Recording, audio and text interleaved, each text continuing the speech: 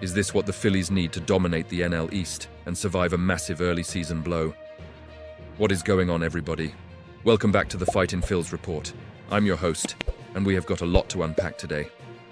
Look, the news of Johan Rojas getting slapped with an 80-game suspension for performance-enhancing drugs hit this fan base like a ton of bricks.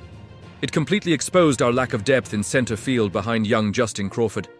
But just when you think the sky is falling in clear water, an unexpected hero starts making serious noise in spring training. I'm talking about right-handed slugger Bryan De La Cruz. 6 days after the World Series ended last year, Dave Dombrowski quietly signed him to a minor league deal. Nobody blinked. But right now, he is tearing the cover off the baseball. Is he the missing piece for our bench? Can he force his way onto the opening day roster? Grab your cheesesteaks and settle in, because we are breaking down exactly what this means for the Phitins as we march toward another Red October. I've been thinking about this all day. How does a guy who bounced around the league suddenly look like a middle-of-the-order threat again? Let's dive into the numbers, because the analytics on De La Cruz right now are absolutely jumping off the page. So far this spring, the 29-year-old is slashing a ridiculous .324. He's got 11 hits in 34 at-bats, a double, 4 RBIs, and a monster home run. And let's be clear about that home run. It wasn't off some double-A kid trying to make a name for himself. He took Dylan Cease, the Toronto Blue Jays' $210 million man, deep. Over the last 2 weeks, De La Cruz is hitting .400. He is locked in. But it's not just the batting average that has me fired up, it is the quality of contact. We are talking about elite exit velocity. He already has 7 batted balls clocked over 100 miles per hour. Among the 28 Phillies players this spring who have put more than 5 balls in play, De La Cruz has the highest average exit velocity on the team at 94 miles per hour. Let that sink in. He is hitting the ball harder on average than anyone else in camp right now. When you look at how he fits into this lineup alongside heavyweights like Bryce Harper, Kyle Schwarber, and Trea Turner, having a right-handed bat off the bench who can absolutely nuke a baseball is a luxury.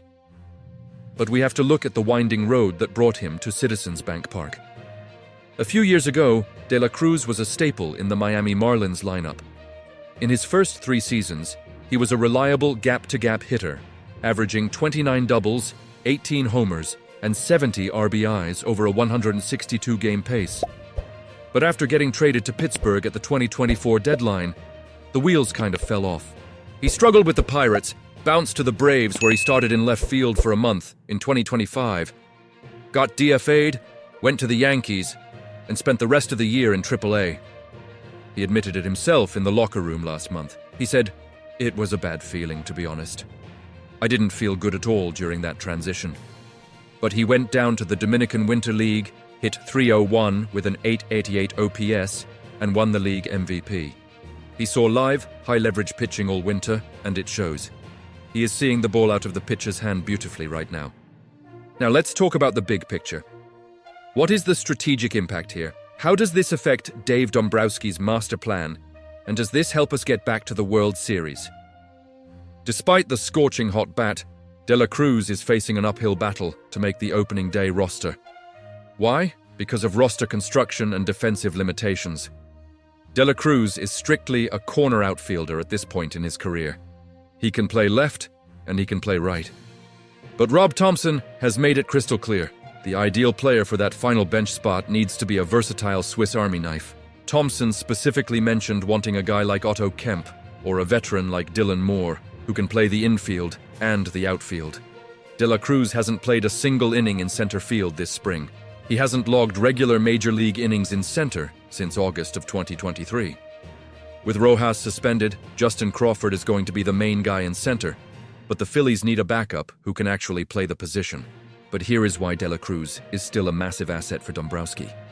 Baseball is a war of attrition. Injuries happen, slumps happen. This reminds me of the 2022 run. Remember how crucial our depth pieces became down the stretch?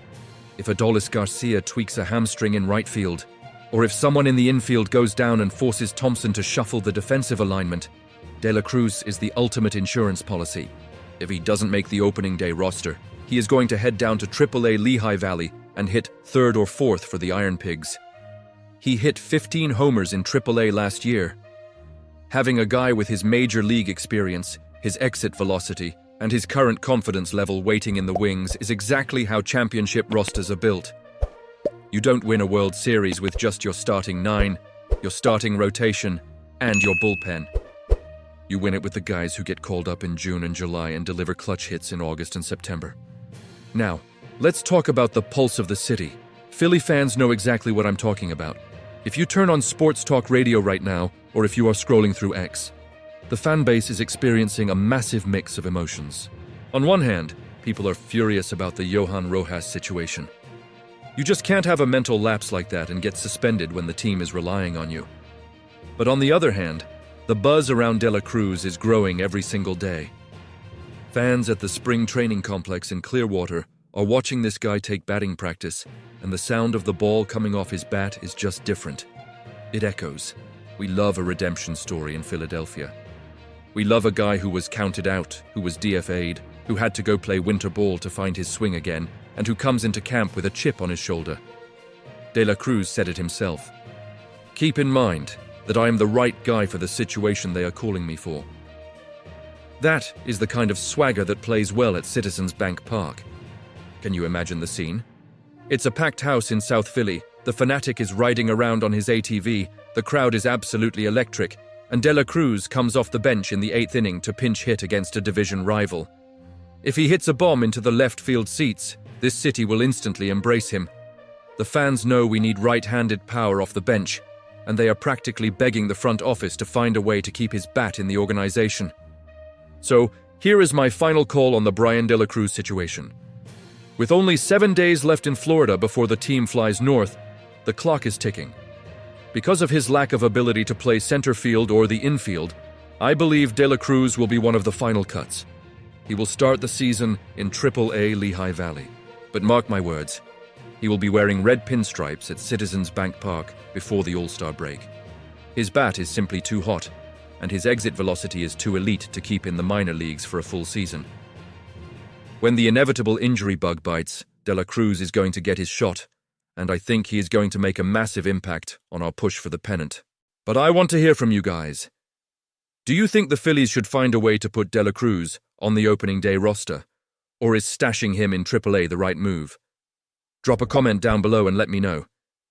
If you love this team as much as I do, make sure you hit that like button, subscribe to the channel, and comment, ring the bell, so the algorithm knows we are the best baseball community on YouTube. Stay passionate, stay loud, and as always, go Phils. I'll see you in the next video.